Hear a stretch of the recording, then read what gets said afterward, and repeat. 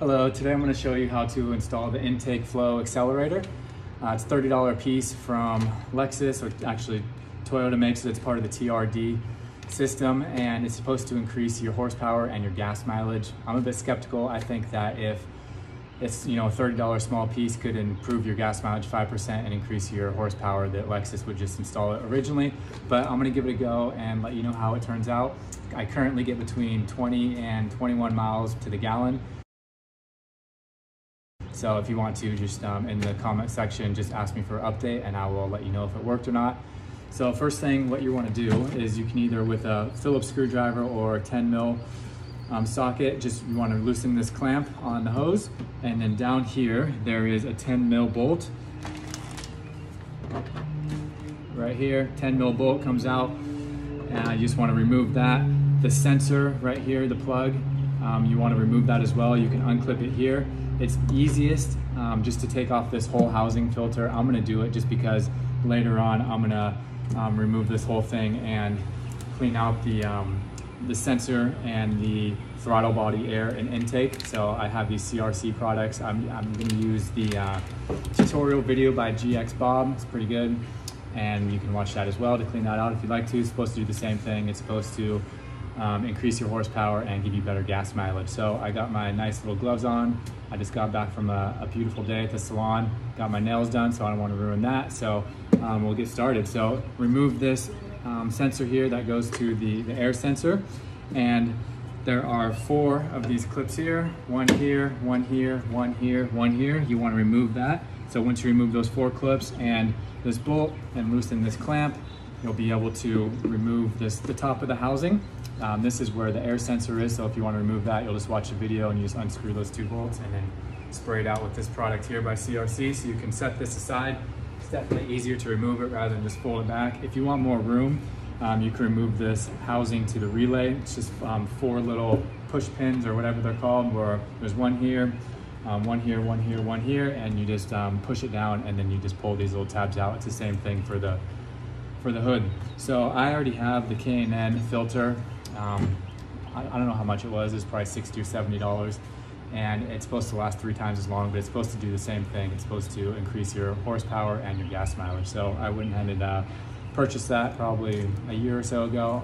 I haven't noticed any difference. It's supposed to help a little bit, so I went ahead and bought that. And then, so once you get down into the housing itself, there's 2 13 mil bolts inside the housing, these bolts here.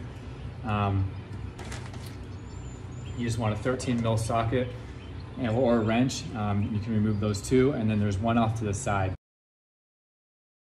So you want to remove that as well. Once you do, it just lifts up like so. You can go ahead and get rid of it. And then you want to remove this piece. This is the factory piece, obviously. This is what we're trying to replace. So you just want to get something hard and small. That's what she said. So there's 2 tabs. There's 1 tab on each side. And what I did is I just pushed in on one side with the screwdriver and then pushed in with my finger and then popped it off. So you just want to do it on both sides. So once you get it off, you can get rid of that. I would wipe this down just because this is what's going to be sealed around the new piece. So wipe that down, set this aside. It's going to be in the way. We'll set it aside. And I want you to notice this notch up here. So you see that notch at the top? We got to be mindful of that once we're installing the new piece. So this is the new piece. I don't know. I mean, the hole is about the same as the original. I don't know what this is for because it was going down.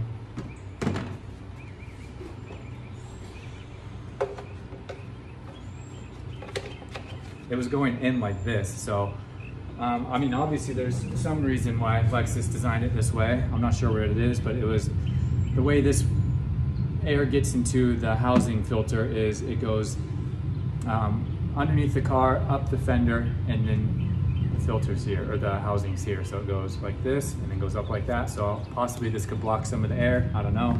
I'm gonna try this out and then I'll let you know how it goes. So you just want to squish this together and then just make sure that this tab right here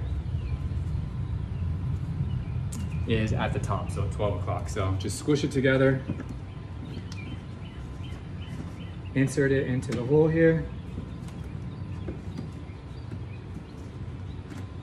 and then pull it out, make sure it's nice and snug.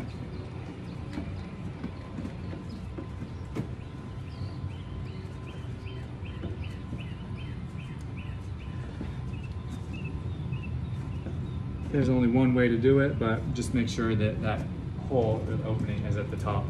That way it fits in. So pull it nice and snug, and then you want to get your filter, your housing filter, and then just match it up like this.